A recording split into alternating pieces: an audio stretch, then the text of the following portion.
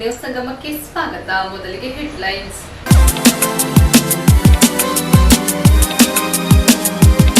ಮಡಿಕೇರಿ ತಾಲೂಕಿನ ಕಟ್ಟೆಮಾಡು ಗ್ರಾಮದ ಶ್ರೀ ಮೃತ್ಯುಂಜಯ ದೇವಸ್ಥಾನದ ಅರ್ಚಕರಾದ ವಿಘ್ನೇಶ್ ಭಟ್ರವರ ಮೇಲೆ ಹಲ್ಲೆ ನಡೆದಿದ್ದು, ಶಾಸಕರಾದ ಡಾ ಮಂತ್ರಗೌಡರು ಜಿಲ್ಲಾಸ್ಪತ್ರೆಗೆ ಭೇಟಿ ನೀಡಿ ಆರೋಗ್ಯದ ಬಗ್ಗೆ ವಿಚಾರಿಸಿದ್ದಾರೆ. ಹಾಸನ ಜಿಲ್ಲೆ ಹೊಳೆನರಸೀಪುರ ಪಟ್ಟಣದಲ್ಲಿ ಫೆಬ್ರವರಿ 3 ಮತ್ತು 4ರಂದು ಶ್ರೀ ರಾಮಲಿಂಗ ಚೌಡೇಶ್ವರಿ ಅಮ್ಮನವರ ಜಾತ್ರಾ ಮಹೋತ್ಸವ ಹಮ್ಮಿಕೊಳ್ಳಲಾಗಿದೆ ಎಂದು ಕಾರ್ಯದರ್ಶಿ ತಿಳಿಸಿದ್ದಾರೆ. ಕೆಆರ್ಪೇಟೆ ಪಟ್ಟಣದ ಪ್ರಗತಿ ಪ್ರೌಢಶಾಲೆಯಲ್ಲಿ ಪ್ರಗತಿ ಎಕ್ಸ್ಪೋ ವಿಜ್ಞಾನ ಮಾದರಿಗಳ ವಸ್ತು ಪ್ರದರ್ಶನ ಕಾರ್ಯಕ್ರಮ ಹಮ್ಮಿಕೊಳ್ಳಲಾಗಿತ್ತು.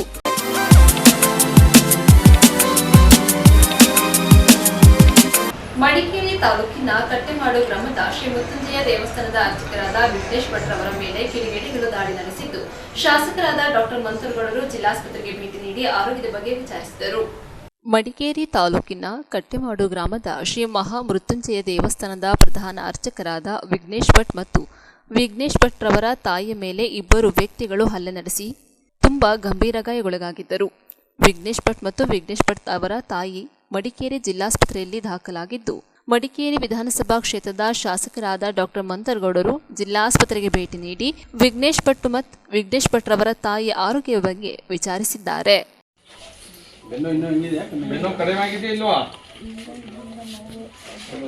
ಸ್ಕ್ಯಾನಿಂಗ್ ಮಾಡಿಸಿದ್ದೀರಾ?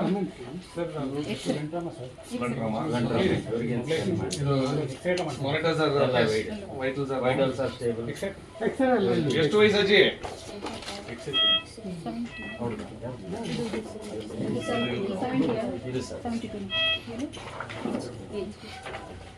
ಇಷ್ಟೆಲ್ಲ ಮಾಡಿದ್ರಾ?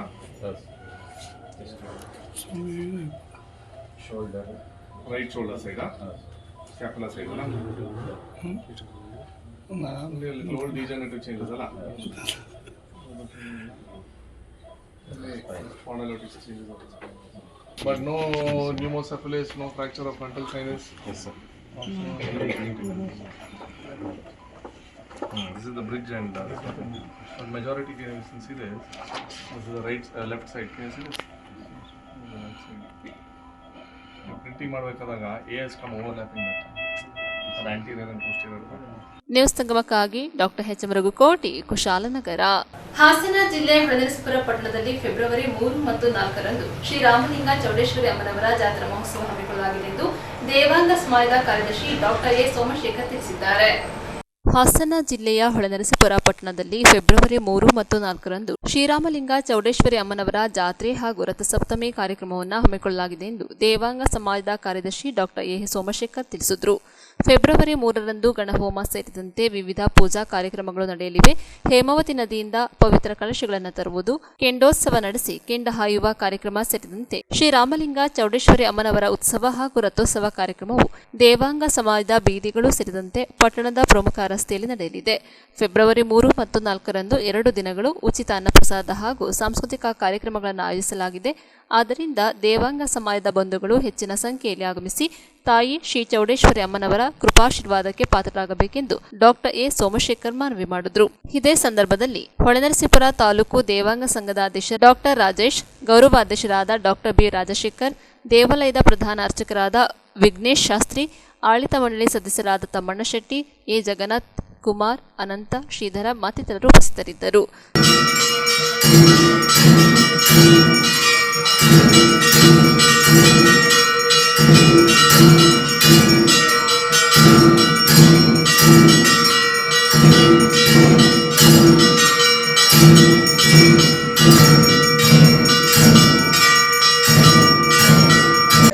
ಹೊಳೆನರಸೀಪುರದ ದೇವಾಂಗ ಬೀದಿ ಚೌಡೇಶ್ವರಿ ದೇವಾಲಯದಲ್ಲಿ 3ನೇ ತಾರೀಕು ಬೆಳಗ್ಗೆ ಗಣಹೋಮ ಮತ್ತು ದುರ್ಗಾ ಹೋಮ, ನವಗ್ರಹ ಹೋಮ ಮತ್ತು ಪ್ರಸಾದ ವಿನಿಯೋಗ 12:30ಕ್ಕೆ ಮತ್ತು 1ರಿಂದ 4 ಗಂಟೆಯ ತನಕ ತಾಯಿ ಅಮ್ಮನವರ ಪ್ರಸಾದ ಅಂದರೆ ಅನ್ನದಾನ, ಮತ್ತು ರಾತ್ರಿ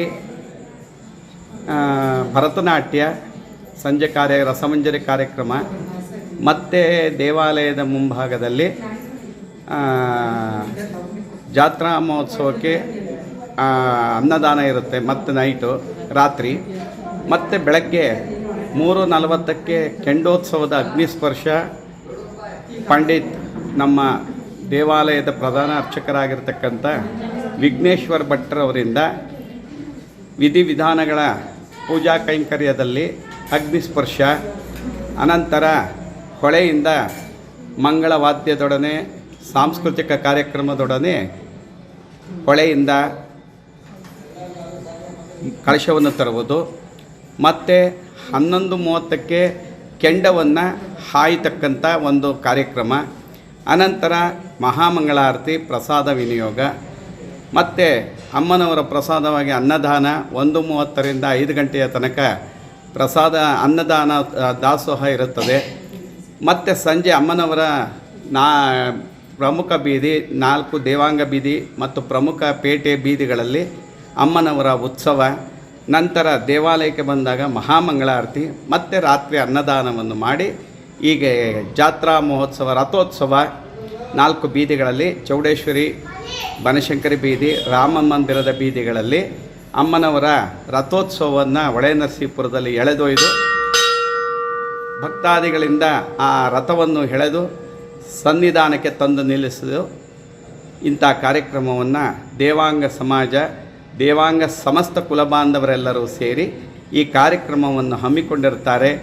ಸಕಲ ಕುಲಬಾಂಧವರು ಬಂದು ಮತ್ತು ಪಟ್ಟಣದ ಎಲ್ಲ ಪ್ರಮುಖರು ಭಕ್ತಾದಿಗಳು ಬಂದು ಅಮ್ಮನವರ ದರ್ಶನಕ್ಕೆ ಆ ಕೃಪೆಯ ಪಾತ್ರಕ್ಕೆ ಪಾತ್ರರಾಗಬೇಕಾಗಿ ವಿನಂತಿಸಿಕೊಳ್ಳುತ್ತೇನೆ. ನಿಮ್ಮ ಹೆಸರು? ಎ ಸೋಮಶೇಖರ್, ಹೊಳೆನರಸೀಪುರ. ನ್ಯೂಸ್ ತಕಮಕ್ಕಾಗಿ ಡಾಕ್ಟರ್ KR ನೀಲಕಂಠ, KR-ಪೇಟೆ. ಮೈಸೂರಿನ ವಕೀಲರ ಸಂಘದ ಆವರಣದಲ್ಲಿ ಅಖಂಡ ಕರ್ನಾಟಕ ರಕ್ಷಣಾ ಸೇವಾದಳದ ವತಿಯಿಂದ ದಿನದರ್ಶಿ ಬಿಡುಗಡೆಗೊಳಿಸಲಾಯಿತು. ಗಣರಾಜ್ಯೋತ್ಸವದ ಪ್ರಯುಕ್ತ ಮೈಸೂರು ವಕೀಲರ ಸಂಘದ ಆವರಣದಲ್ಲಿ ಅಖಂಡ ಕರ್ನಾಟಕ ರಕ್ಷಣಾ ಸೇವಾದಳ ಮತ್ತು ರಾಜ್ಯ ಕಾನೂನು ಘಟಕದ ವತಿಯಿಂದ ದಿನದರ್ಶಿ ಬಿಡುಗಡೆಗೊಳಿಸಿ ವಿತರಣೆ ಮಾಡಲಾಯಿತು. ಇದೇ ಸಂದರ್ಭದಲ್ಲಿ ಅಖಂಡ ಕರ್ನಾಟಕ ರಕ್ಷಣಾ ಸೇವಾದಳದ ಸಂಸ್ಥಾಪಕ ಅಧ್ಯಕ್ಷರಾದ ವಕೀಲ ಸಿಂಹಶಿವಗೌಡ, ಕಾನೂನು ಘಟಕದ ರಾಜ್ಯಾಧ್ಯಕ್ಷ ಹಿರಿಯ ವಕೀಲ ಎಂ ಗುರುಪ್ರಸಾದ್, ಜಿಲ್ಲಾಧ್ಯಕ್ಷ ಮುತ್ತುರಾಜ್, ಹಿರಿಯ ವಕೀಲರಾದ RD Kumar, Marappa, Nagarajappa, doctor B Shivanna, Bhagwan Gowda, Mahadev Swamy, ಸಂಘಟನೆಯ ಕಾರ್ಯದರ್ಶಿ CR ವೆಂಕಟೇಶ್ ಗೌಡ ಮತ್ತಿತರರು ಉಪಸ್ಥಿತರಿದ್ದರು. ಜನಸಾಮಾನ್ಯರಿಗೆ ಕಾನೂನು ಅರಿವು ಮತ್ತು ನೆರವು, ಆತ್ಮಸ್ಥೈರ್ಯ ತುಂಬುವುದು ಸಂಘಟನೆಗಳ ಮುಖ್ಯ ಉದ್ದೇಶವಾಗಿದ್ದು, ಈ ಸಂಘಟನೆ ನಿರಂತರವಾಗಿ ಸಮಾಜಮುಖಿಯಾಗಿ ಕಾರ್ಯಕ್ರಮ ಮಾಡಲೆಂದು ಶುಭ ಕೋರಿದರು. ದಿನಚರಿಯನ್ನು ಬಿಡುಗಡೆ ಮಾಡ್ತಾ ಇದ್ದಾರೆ. ಈ ದಿನಚರಿ ಬಹಳ ಅದ್ಭುತವಾಗಿ ಬಂದಿದೆ. ಸಾರ್ವಜನಿಕರು ಸಾರ್ವಜನಿಕರು ತುಂಬ ಅವಶ್ಯಕತೆ ಇದೆ.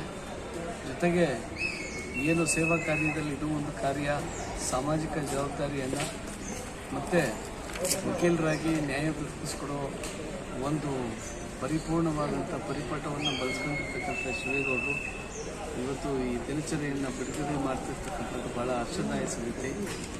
ಮುಂದಿನ ದಿನಗಳಲ್ಲಿ ಇದೇ ರೀತಿ ಸಾಮಾಜಿಕ ಕಳಕಳಿಯನ್ನು ಹೊಂದಿ ಸಮಾಜದ ಸೇವೆಗೆ ಸಿದ್ಧರಾಗಿರುವ ಶಿವೇಗೌಡರಿಗೆ ಶುಭವಾಗಲಿ ಅಂತೇಳಿ ಮಾತು ಮುಗಿಸ್ತೇನೆ. ನಮಸ್ಕಾರ. ರಕ್ಷಣಾ ಸೇವಾದಳದ ವತಿಯಿಂದ ಇವತ್ತು ನೂತನ ವರ್ಷದ ಕ್ಯಾಲೆಂಡರ್ ಬಿಡುಗಡೆ ಮಾಡಿರ್ತಕ್ಕಂಥದ್ದು ನಿಜಕ್ಕೂ ಸಹ ಒಂದು ಖುಷಿಯಾದಂಥ ವಿಚಾರ. ಯಾಕೆಂದರೆ ಏನು ಈ ಒಂದು ಅಖಂಡ ಕರ್ನಾಟಕ ಸೇವಾದಳದ ಸಂಸ್ಥಾಪಕರಾದಂತಹ ಶಿವಶಿವಗೌಡರವರು ಮೂಲತಃ ನಮ್ಮ ವಕೀಲರಾಗಿದ್ದುಕೊಂಡು ಸಾಮಾನ್ಯ ಜನರಲ್ಲಿ ಸೇವೆಗಳನ್ನು ಮಾಡಿಕೊಂಡು, ಜೊತೆಗೆ ಈ ರೀತಿಯಾದಂತಹ ಒಂದು ಸಾರ್ವಜನಿಕ ಸೇವೆಗಳನ್ನು ಮಾಡಿಕೊಂಡು ದಿನನಿತ್ಯ ಜನರ ನಡುವೆ ನಿಂತು ಕೆಲಸವನ್ನು ಮಾಡ್ತಕ್ಕಂತಹ ಶಿವಶಿವಗೌಡರವರಿಗೆ ಮುಂದಿನ ದಿನಗಳಲ್ಲಿ ಏನು ಇವತ್ತು ಕ್ಯಾಲೆಂಡರ್ ಬಿಡುಗಡೆ ಮಾಡಿದ್ದಾರೆ, ಈ ರೀತಿಯಾದಂತಹ ಇನ್ನೂ ಉತ್ತಮವಾದಂತಹ ಕೆಲಸಗಳನ್ನು ಮಾಡೋದಕ್ಕೆ ತಾಯಿ ಚಾಮುಂಡೇಶ್ವರಿ ಅವರಿಗೆ ಆಯುಷ್ಯ ಆರೋಗ್ಯವನ್ನು ಕೊಟ್ಟು ಕಾಪಾಡಲಿ. ಅದೇ ರೀತಿ ಜೊತೆಗೆ ನಮ್ಮ ಸ್ನೇಹಿತರು ಮತ್ತು ವಕೀಲರು ಆದಂತಹ ಗುರುಪ್ರಸಾದ್ ಅವರು ಸಹ ಈ ಒಂದು ಕ್ಯಾಲೆಂಡರ್ ಬಿಡುಗಡೆ ಕಾರ್ಯಕ್ರಮಕ್ಕೆ ಬಂದಿದ್ದಾರೆ. ಅವರಿಗೂ ಸಹ ಮುಂದಿನ ದಿನಗಳಲ್ಲಿ ರಾಜ್ಯ ಮಟ್ಟದಲ್ಲಿ ಅಖಂಡ ಕರ್ನಾಟಕ ಸೇವಾದಳವನ್ನು ತುಂಬ ದೊಡ್ಡ ಮಟ್ಟದಲ್ಲಿ ಸ್ಥಾಪನೆ ಆಗ್ತಕ್ಕಂಥ ಒಂದು ಹೋರಾಟಕ್ಕೆ ತಾಯಿ ಚಾಮುಂಡೇಶ್ವರಿ ಅವರಿಗೆ ಆಯುಷ್ಯ ಆರೋಗ್ಯಗಳು ಕೊಟ್ಟು ಕಾಪಾಡಲಿ ಅಂತೇಳಿ ಈ ಮೂಲಕ ಶುಭ ಕೋರ್ತಾರೆ. ಸಂತೋಷವಾದಂಥ ವಿಷಯ. ಮನುಷ್ಯನಿಗೆ ಪುಸ್ತಕದಲ್ಲಿರ್ತಕ್ಕಂಥ ವಿಷಯ ಮಸ್ತಕಕ್ಕೆ ಹೋದರೆ ಮಸ್ತಕವೇ ಒಂದು ಪುಸ್ತಕವಾಗ್ತದೆ ಇರ್ತಕ್ಕಂಥದ್ದು. ಮೈಸೂರು ನಗರದಲ್ಲಿ ಎಲ್ಲ ನಮ್ಮ ಸ್ನೇಹಿತರು, ಎಲ್ಲ ವಕೀಲರ ಗೌರವಾನ್ವಿತ ಹಿರಿಯ ಎಲ್ಲ ವಕೀಲರ ಒಂದು ಸಹಯೋಗದೊಂದಿಗೆ ನಮ್ಮ ಅಖಂಡ ಕರ್ನಾಟಕ ರಕ್ಷಣಾ ಸೇವಾದಳ ಪ್ರತಿ ವರ್ಷದಂತೆ ಈ ವರ್ಷ ಏನು ದಿನದರ್ಶಿ ಅಂತಕ್ಕಂಥದ್ದು, ವಾಚ್ ಅಂತಕ್ಕಂಥದ್ದು, ಸಮಯ ಪ್ರಜ್ಞೆ ಅಂತಕ್ಕಂಥದ್ದು ವಕೀಲರಿಗೆ ಬಹಳ ಮುಖ್ಯವಾದಂಥದ್ದು. ಈ ಸಮಾಜವನ್ನು ಕಟ್ಟಬೇಕಾದ್ರೆ ಮಹಾತ್ಮ ಗಾಂಧೀಜಿಯನ್ನು ಹಿಡಿದು ರಾಷ್ಟ್ರ ನಾಯಕರೆಲ್ಲ ಸಮಯ ಪ್ರಜ್ಞೆಯನ್ನು ಬಹಳ ವಿಶೇಷವಾಗಿ ಗಮನಿಸ್ತಿದ್ರು. ಈಗ ನಮಗೆ ಕ್ಯಾಲೆಂಡರ್ ಇಲ್ಲದೆ ಇದ್ದರೆ, ದಿನದರ್ಶಿ ಇಲ್ಲದೆ ಇದ್ದರೆ ಯಾವತ್ತು ಏನು ಮಾಡಬೇಕು ಅಂತಕ್ಕಂಥದ್ದು ದಿನಚರಿ ಗೊತ್ತಾಗೋದಿಲ್ಲ. ಇಂಥ ಉದ್ದೇಶದಿಂದ ಜನಸಾಮಾನ್ಯರಲ್ಲಿ ಜಾಗೃತಿ ಮೂಡಿಸಬೇಕು ಅಂತಕ್ಕಂಥ ಉದ್ದೇಶದಿಂದ ನಮ್ಮ ಸಂಸ್ಥಾಪಕ ಅಧ್ಯಕ್ಷರಾದ ತಿಮ್ಮಶಿವಗೌಡರು ಬಹಳ ವಿಶೇಷವಾಗಿ ಸಮಾಜದ ಚಿಂತನೆಯನ್ನು ಇಟ್ಟುಕೊಂಡು ಈ ಕ್ಯಾಲೆಂಡರ್ನ ಮಾಡಿದ್ದಾರೆ. ಹಾಗಾಗಿ ಪ್ರತಿಯೊಂದು ಮನೆಗಳಲ್ಲಿ ಈ ಕ್ಯಾಲೆಂಡರ್ ಇಡೋದ್ರ ಮುಖಾಂತರ ಈ ನಮ್ಮ ಕನ್ನಡ ನಾಡಿಗೆ ತಾವೆಲ್ಲ ಬೆಂಬಲಿಸಬೇಕು ಅಂತಕ್ಕಂಥದ್ದು. ಹಾಗೆ ನಮ್ಮ ಮಾಜಿ ಅಧ್ಯಕ್ಷರು, ಸಮಾಜ ಚಿಂತಕರಾದಂತಹ ಶಿವಣ್ಣವರು ಸಹ ಬಹಳ ವಿಶೇಷವಾಗಿ ವಾಗ್ಮಿಗಳು, ಈ ಸಮಾಜ ಚಿಂತಕರು, ಅವರು ಸಹ ಈ ಕ್ಯಾಲೆಂಡರ್ ಕಾರ್ಯಕ್ರಮದಲ್ಲಿ ಬಹಳ ಒಳ್ಳೆಯ ಮಾತನ್ನು ಆಡಿದ್ದಾರೆ. ಅವರು ಸಹ ಭಗವಂತ ಒಳ್ಳೆಯದು ಮಾಡಲಿ. ಹಾಗೆ ನಮ್ಮ ಕಾರ್ಯದರ್ಶಿಗಳಾದಂತಹ ಮಾದೇಸ್ವಾಮಿರವರು, ನಮ್ಮ ಹಿರಿಯ ನಮ್ಮ ವಕೀಲರಾದಂತಹ ಮುತ್ತುರಾಜರವರು, ಜಿಲ್ಲಾಧ್ಯಕ್ಷರು, ಹೀಗೆ ಅನೇಕ ಎಲ್ಲ ವಕೀಲರ ಸಮ್ಮುಖದಲ್ಲಿ ಇವತ್ತು ಬಿಡುಗಡೆಯಾಗಿದೆ. ಎಲ್ಲರಿಗೂ ಧನ್ಯವಾದಗಳು. ನ್ಯೂಸ್ ಸಂಗಮಕ್ಕಾಗಿ ಗುರುಪ್ರಸಾದ್, ಮಂಡ್ಯ. ಹಾಸನ ಜಿಲ್ಲೆ ಬೇಲೂರು ತಾಲೂಕಿನ ನಾಗೇನಹಳ್ಳಿ ಪ್ರಾಥಮಿಕ ಆರೋಗ್ಯ ಕೇಂದ್ರದಲ್ಲಿ ಗಣರಾಜ್ಯೋತ್ಸವವನ್ನು ವಿಭಿನ್ನವಾಗಿ ಆಚರಿಸಿದರು. ಹಬ್ಬದಂತೆ ಗಣರಾಜ್ಯೋತ್ಸವ ಆಚರಿಸಿದ ನಾಗೇನಹಳ್ಳಿ ಆರೋಗ್ಯ ಕ್ಷೇಮ ಕೇಂದ್ರ ಬೇಲೂರು ಅಪ್ಪಟ ಮಲೆನಾಡ ಭಾಗವಾದ ಹನುಗನಹಳ್ಳಿ ಗ್ರಾಮ ಪಂಚಾಯಿತಿ ವ್ಯಾಪ್ತಿಯ ನಾಗೇನಹಳ್ಳಿಯಲ್ಲಿರುವ ಪ್ರಾಥಮಿಕ ಆರೋಗ್ಯ ಕೇಂದ್ರದಲ್ಲಿ ಗಣರಾಜ್ಯೋತ್ಸವ ಕಾರ್ಯಕ್ರಮವನ್ನು ವಿಭಿನ್ನವಾಗಿ ಆಚರಿಸಿದರು. ಕತ್ತಲೆ ಇರುವಾಗಲೇ ಬೇಲೂರಿನಿಂದ ತೆರಳಿದ ಇದೇ ಕೇಂದ್ರದಲ್ಲಿ ಪ್ರಾಥಮಿಕ ಆರೋಗ್ಯ ಸುರಕ್ಷಾಧಿಕಾರಿಯಾಗಿರುವ HR ತನುಜ್ ಅವರು ಕೇಂದ್ರದ ಬಾಗಿಲು ತೆಗೆಸಿ ತಾವೇ ಕಸಗುಡಿಸಿ ನೀರು ಹಾಕಿ ಬಾಗಿಲಿಗೆ ಹಾಗೂ ಅಂಗಳದಲ್ಲಿ ಬಣ್ಣದ ರಂಗೋಲಿ ಬಿಟ್ಟಿದ್ದಾರೆ. ಡಿ ಗ್ರೂಪ್ ನೌಕರರಿಂದ ಮಾವಿನ ಸೊಪ್ಪು ತರಿಸಿ ತೋರಣ ಕಟ್ಟಿಸಿದ್ದಾರೆ. ಆರೋಗ್ಯ ಕ್ಷೇಮ ಕೇಂದ್ರದ ಕಾರ್ಯಚಟುವಟಿಕೆ ಉತ್ತಮವಾಗಿರಲೆಂದು ಬಾಗಿಲಿಗೆ ಅರಿಶಿನ ಕುಂಕುಮವಿಟ್ಟು ಮನೆಯಂತೆ ಪೂಜೆ ಸಲ್ಲಿಸಲಾಗಿದೆ. ಈ ಕೇಂದ್ರದ ಆರೋಗ್ಯಾಧಿಕಾರಿ ನವೀನ್ ಅರ್ಚಕರಂತೆ ಮಂತ್ರಪಠಣದೊಂದಿಗೆ ಪೂಜೆ ನಡೆಸಿಕೊಟ್ಟಿದ್ದಾರೆ. ಕೇಂದ್ರದ ಆರೋಗ್ಯ ಸುರಕ್ಷಾ ಅಧಿಕಾರಿಯಾಗಿರುವ HR ತನುಜ್ ಅವರನ್ನ ಇದೇ ಸಂದರ್ಭದಲ್ಲಿ ಗೌರವಿಸಲಾಯಿತು. ವೈದ್ಯಾಧಿಕಾರಿ ಪ್ರಸಾದ್, ಪ್ರಯೋಗಾಲಯ ತಂತ್ರಜ್ಞ ಧರ್ಮಪ್ಪ, ಶುಶ್ರೂಷಣಾ ಅಧಿಕಾರಿ ಚಂದ್ರಮತಿ, ನವೀದ್ ಪಾಷಾ ಹಾಗೂ ನವೀನ್ ಕುಮಾರ್ ಇತರ ಎಲ್ಲ ನೌಕರರು ಸಾಥ್ ನೀಡಿದ್ದಾರೆ. ಗ್ರಾಮಸ್ಥರು ಪ್ರಶಂಸೆ ವ್ಯಕ್ತಪಡಿಸಿದ್ದಾರೆ. ನ್ಯೂಸ್ ಸಂಗಮಕ್ಕಾಗಿ ಅನಂತರಾಜ್ ಅರಸ್, ಹಾಸನ. ಕೆಆರ್ಪೇಟೆ ಪಟ್ಟಣದ ಪ್ರಗತಿ ಪ್ರೌಢಶಾಲೆ ಹಾಗೂ ಹಿರಿಯ ಪ್ರಾಥಮಿಕ ಶಾಲೆಯ ಸಂಯುಕ್ತ ಆಶ್ರಯದಲ್ಲಿ ಪ್ರಗತಿ ಎಕ್ಸ್ಪೋ ವಿಜ್ಞಾನ ವಸ್ತು ಪ್ರದರ್ಶನ ಕಾರ್ಯಕ್ರಮ ಹಮ್ಮಿಕೊಳ್ಳಲಾಗಿತ್ತು. ವಿದ್ಯಾರ್ಥಿಗಳು ಏಕಾಗ್ರತೆಯಿಂದ ವ್ಯಾಸಂಗ ಮಾಡಿ ಗುರಿ ಸಾಧನೆ ಮಾಡಬೇಕೆಂದು ಕ್ಷೇತ್ರ ಶಿಕ್ಷಣಾಧಿಕಾರಿ ತಿಮ್ಮೇಗೌಡ ತಿಳಿಸಿದರು. ಕೆಆರ್ಪೇಟೆ ಪಟ್ಟಣದ ಪ್ರಗತಿ ಪ್ರೌಢಶಾಲೆ ಹಾಗೂ ಹಿರಿಯ ಪ್ರಾಥಮಿಕ ಶಾಲೆಯ ಸಂಯುಕ್ತ ಆಶ್ರಯದಲ್ಲಿ ಆಯೋಜಿಸಿದ್ದ ಪ್ರಗತಿ ಎಕ್ಸ್ಪೋ ವಿಜ್ಞಾನ ಮಾದರಿಗಳ ವಸ್ತು ಪ್ರದರ್ಶನ ಹಾಗೂ ಪ್ರಗತಿ ಉತ್ಸವ ಕಾರ್ಯಕ್ರಮವನ್ನು ನಾಮಫಲಕವನ್ನು ಅನಾವರಣ ಮಾಡಿ ಜ್ಯೋತಿ ಬೆಳಗಿಸಿ ಉದ್ಘಾಟಿಸಿ ಮಾತನಾಡಿದರು.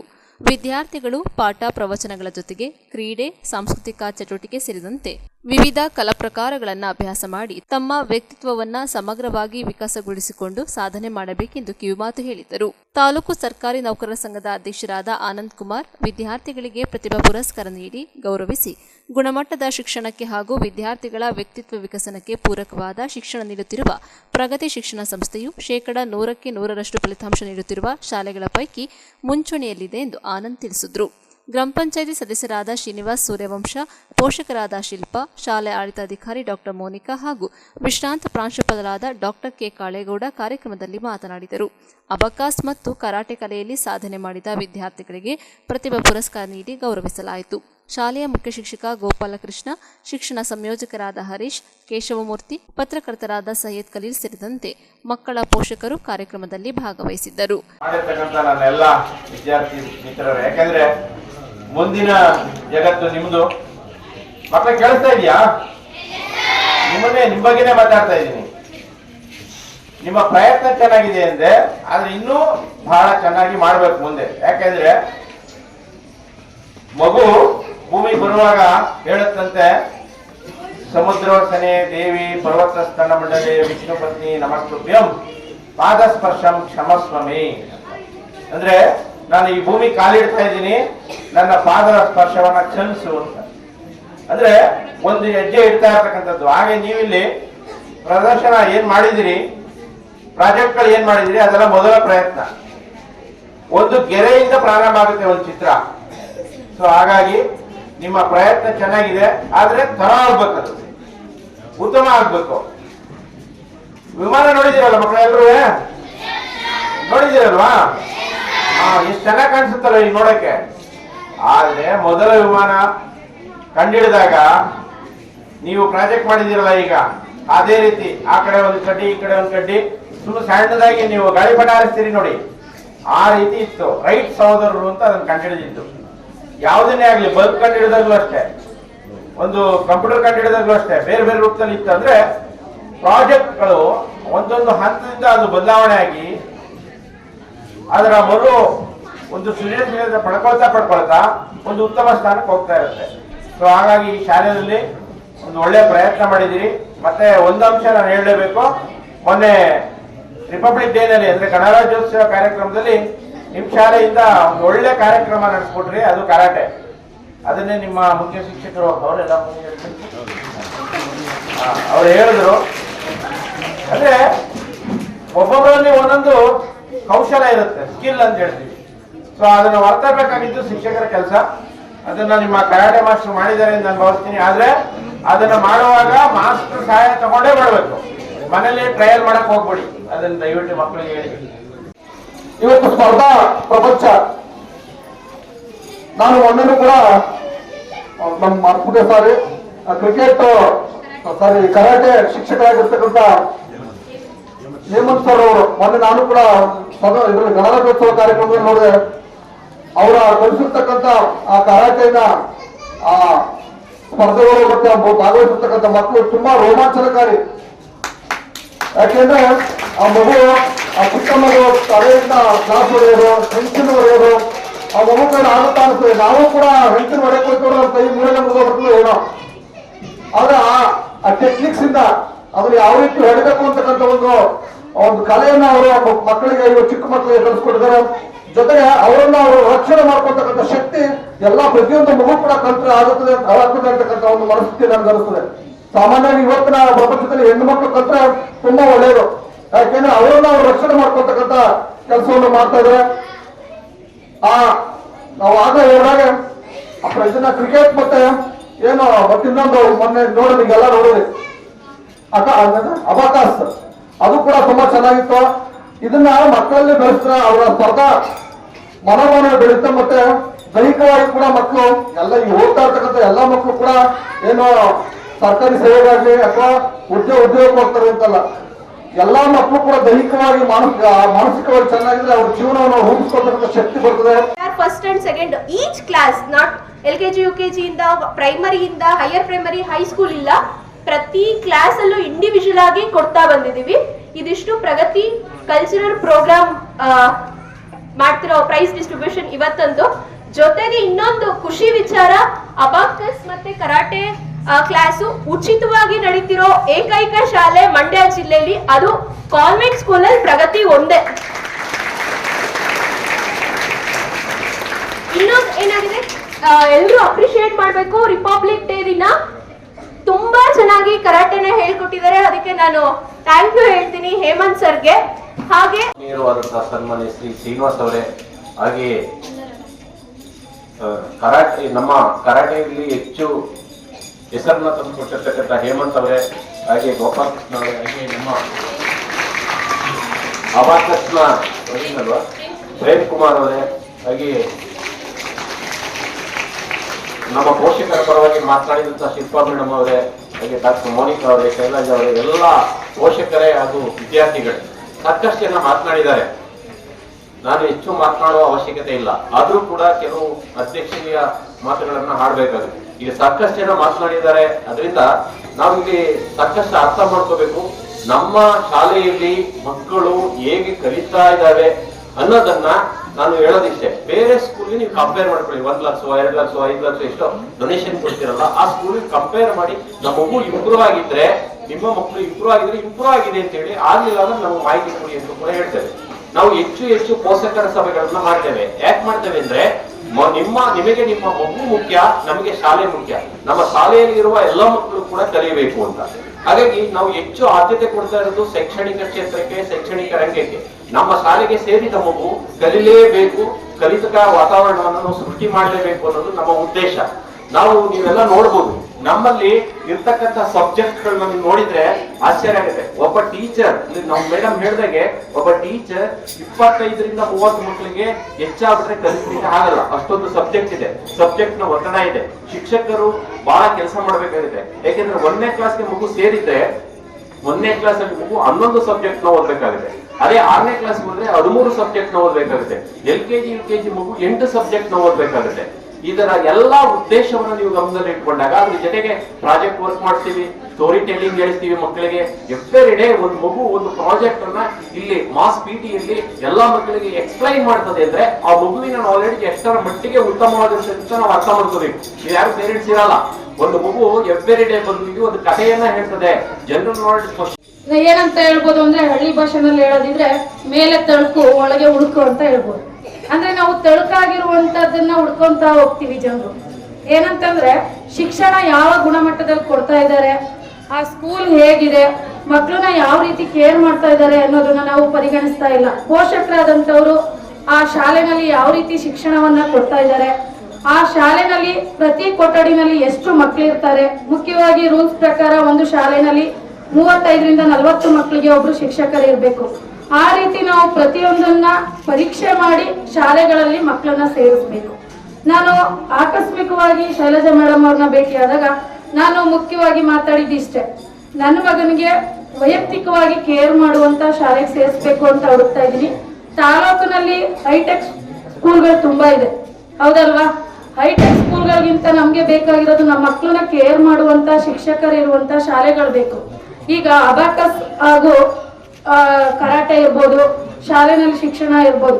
ನನ್ನ ಮಗನ ಶಾಲೆಗೆ ಸೇರಿಸಿ ಈಗ ಜಸ್ಟ್ ಈ ಅಕಾಡೆಮಿಕ್ ಇಯರ್ ಅಲ್ಲಿ ಸೇರಿಸಿದ್ದು.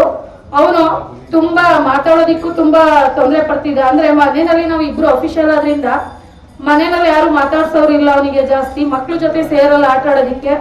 ಹಂಗಾಗಿ ಅವ್ನಿಗೆ ಇಂಡಿವಿಜುವಲ್ ಕೇರ್ ಬೇಕಿತ್ತು. ನಾನು ಸರ್ ಹತ್ರ ಮತ್ತೆ ಮೇಡಮ್ ಹತ್ರ ಇಂಡಿವಿಜುವಲ್ ಆಗಿ ಮಾತಾಡಿನೇ ಸೇರಿಸ್ದೆ. ನನ್ನ ಮಗನಿಗೆ ನೀವು ಕೇರ್ ಮಾಡ್ತೀನಿ ವೈಯಕ್ತಿಕವಾಗಿ, ಅವನನ್ನ ಮಾತಾಡಿಸಿ ಅಂತಂದ್ರೆ ಮಾತ್ರ ನಾನು ಸೇರಿಸ್ತೀನಿ. ಯಾಕಂದ್ರೆ ನಾನು ಈಗ ಆಲ್ರೆಡಿ 2 ಸ್ಕೂಲ್ಗಳನ್ನ ನೋಡಿದೀನಿ. ಮೊದಲು ಆಶೀರ್ವಾದಕ್ಕೆ ಸೇರಿಸ್ದೆ. ಆಶೀರ್ವಾದ ಸ್ಕೂಲಲ್ಲಿ ಗೊತ್ತಿರ್ಬೋದು, ಮಕ್ಳುಗಳು ಇರ್ತಾರೆ, ಅವನು ಏನೇ ತಪ್ಪರಿದ್ರು ಒಂದು ಕರೆಕ್ಷನ್ ಕೂಡ ಸರಿ ಇರ್ತಾರಲ್ಲ. ನಾನು ಇಂಡಿವಿಜುವಲ್ ಆಗಿ ಹೋಗಿ ಮಾತಾಡಿದೆ ಅಲ್ಲೂ ಟೀಚರ್ಗೆ, ಅಷ್ಟೊಂದು ನಾವು ಕೇರ್ ಮಾಡಕ್ ಆಗಲ್ಲ ಅಂತ ಹೇಳಿದ್ರು. ಅದೇ ತರ ನೆಕ್ಸ್ಟ್ ಆಚಾರ್ಯಕ್ಕೆ ಚೇಂಜ್ ಮಾಡಿದೆ. ಆಚಾರ್ಯದಲ್ಲಿ UKG ನಲ್ಲಿ ಫಸ್ಟ್ ಪ್ರೋಗ್ರೆಸ್ ಆದ, ಮತ್ತ LKG ನಲ್ಲಿ, UKG ನಲ್ಲಿ ಮತ್ತೆ ಹಾಗೆ ಆಯ್ತು. ಆಗ ನಾನು ಈ ವರ್ಷ ಇಲ್ಲ ಪರ್ಟಿಕ್ಯುಲರ್ ಆಗಿ ನನ್ನ ಮಗನಿಗೆ ಒಳ್ಳೆ ಎಜುಕೇಶನ್ ಸಿಗ್ಬೇಕು ಅಂತ ಹೇಳಿ ಸರ್ ಮೇಡಮ್ ಹತ್ರ ಮಾತಾಡಿ ಸೇರಿಸ್ದೆ. ಈ ಒಂದು 6 ತಿಂಗಳ ಎಜುಕೇಶನ್ ಅಲ್ಲಿ ಅವನು 25ರವರೆಗೂ ಮಗಿ ಹೇಳ್ತಾನೆ. ನ್ಯೂಸ್ ಸಂಗಮಕ್ಕಾಗಿ ಡಾಕ್ಟರ್ KR ನೀಲಕಂಠ, KRಪೇಟೆ.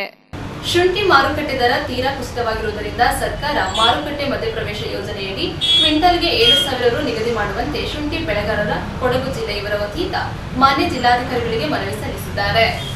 ಇತ್ತೀಚಿನ ದಿನಗಳಲ್ಲಿ ಶುಂಠಿಯ ಮಾರುಕಟ್ಟೆ ದರದಲ್ಲಿ ಗಣನೀಯ ವ್ಯತ್ಯಾಸವಾಗಿ ಬೆಲೆ ಕುಸಿತವಾಗಿದ್ದು, ಮಾರುಕಟ್ಟೆಯಲ್ಲಿ ಪ್ರಸ್ತುತ ಶುಂಠಿಯ ಬೆಲೆ ಪ್ರತಿ ಕ್ವಿಂಟಾಲ್ಗೆ 1,500ರಿಂದ 2,000 ರುಗಳಿಗೆ ತಲುಪಿ ಉತ್ಪಾದನಾ ವೆಚ್ಚವು ಕೈ ಸೇರಿದಂತಾಗಿದೆ. ಇಂತಹ ಸಂದಿಗ್ಧ ಪರಿಸ್ಥಿತಿಗಳಲ್ಲಿ ಉತ್ಪಾದಕ ರೈತರನ್ನ ಆರ್ಥಿಕ ಸಂಕಷ್ಟಗಳಿಂದ ಪಾರು ಮಾಡುವ ಸಲುವಾಗಿ ಹಲವಾರು ಯೋಜನೆಗಳಿದ್ದು, ಅವುಗಳಲ್ಲಿ ಒಂದಾದ ಮಾರುಕಟ್ಟೆ ಮಧ್ಯಪ್ರವೇಶ ಯೋಜನೆಯಡಿ ಬೆಂಬಲ ಬೆಲೆ ನಿಗದಿಪಡಿಸಿ ಖರೀದಿ ಕೇಂದ್ರಗಳನ್ನು ಸ್ಥಾಪಿಸಿ ರೈತರಿಂದ ನೇರವಾಗಿ ಉತ್ಪನ್ನಗಳನ್ನು ಖರೀದಿಸುವ ಯೋಜನೆ ಇದಾಗಿದ್ದು, ಇತಿಹಾಸವನ್ನು ಗಮನಿಸಿದರೆ 2012 ಮತ್ತು 2023ರಲ್ಲಿ ಗಮನಿಸಿದರೆ ಅರಿಶಿಣಕ್ಕೆ ಬೆಲೆ ಕುಸಿತವಾದಾಗ MIS ಯೋಜನೆಯನ್ನು ಜಾರಿ ಮಾಡಲಾಗಿದೆ. ನಮ್ಮ ರಾಜ್ಯದಲ್ಲಿ ಅಲ್ಲದೆ 2016-17ರಲ್ಲಿ ಬೆಲೆ ಕುಸಿದಾಗ ಅರುಣಾಚಲ ಪ್ರದೇಶದಲ್ಲಿ ಶುಂಠಿಯನ್ನು MIS ಯೋಜನೆಯಡಿ ಖರೀದಿ ಮಾಡಲಾಗಿದೆ. ಅಲ್ಲದೆ ಮಿಜೋರಂನಲ್ಲಿ ಕನಿಷ್ಠ ಬೆಂಬಲ ಬೆಲೆಯಾಗಿ 2024ರಲ್ಲಿ 5,000 ರುಗಳನ್ನು ಪ್ರತಿ ಕ್ವಿಂಟಲ್ಗೆ ನಿಗದಿ ಮಾಡಲಾಗಿದೆ.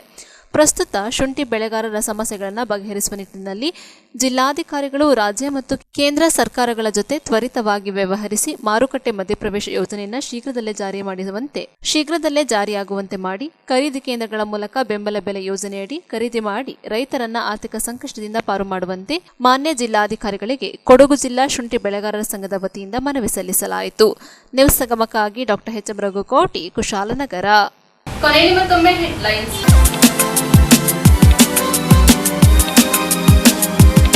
ಮಡಿಕೇರಿ ತಾಲೂಕಿನ ಕಟ್ಟೆಮಾಡು ಗ್ರಾಮದ ಶ್ರೀ ಮೃತ್ಯುಂಜಯ ದೇವಸ್ಥಾನದ ಅರ್ಚಕರಾದ ವಿಘ್ನೇಶ್ ಭಟ್ರವರ ಮೇಲೆ ಹಲ್ಲೆ ನಡೆದಿದ್ದು, ಶಾಸಕರಾದ ಡಾಕ್ಟರ್ ಮಂತ್ರಗೌಡರು ಜಿಲ್ಲಾಸ್ಪತ್ರೆಗೆ ಭೇಟಿ ನೀಡಿ ಆರೋಗ್ಯದ ಬಗ್ಗೆ ವಿಚಾರಿಸಿದ್ದಾರೆ. ಹಾಸನ ಜಿಲ್ಲೆ ಹೊಳೆನರಸೀಪುರ ಪಟ್ಟಣದಲ್ಲಿ ಫೆಬ್ರವರಿ 3 ಮತ್ತು 4ರಂದು ಶ್ರೀ ರಾಮಲಿಂಗ ಚೌಡೇಶ್ವರಿ ಅಮ್ಮನವರ ಜಾತ್ರಾ ಮಹೋತ್ಸವ ಹಮ್ಮಿಕೊಳ್ಳಲಾಗಿದೆ ಎಂದು ಕಾರ್ಯದರ್ಶಿ ತಿಳಿಸಿದ್ದಾರೆ. KRಪೇಟೆ ಪಟ್ಟಣದ ಪ್ರಗತಿ ಪ್ರೌಢಶಾಲೆಯಲ್ಲಿ ಪ್ರಗತಿ ಎಕ್ಸ್ಪೋ ವಿಜ್ಞಾನ ಮಾದರಿಗಳ ವಸ್ತು ಪ್ರದರ್ಶನ ಕಾರ್ಯಕ್ರಮ ಹಮ್ಮಿಕೊಳ್ಳಲಾಗಿತ್ತು.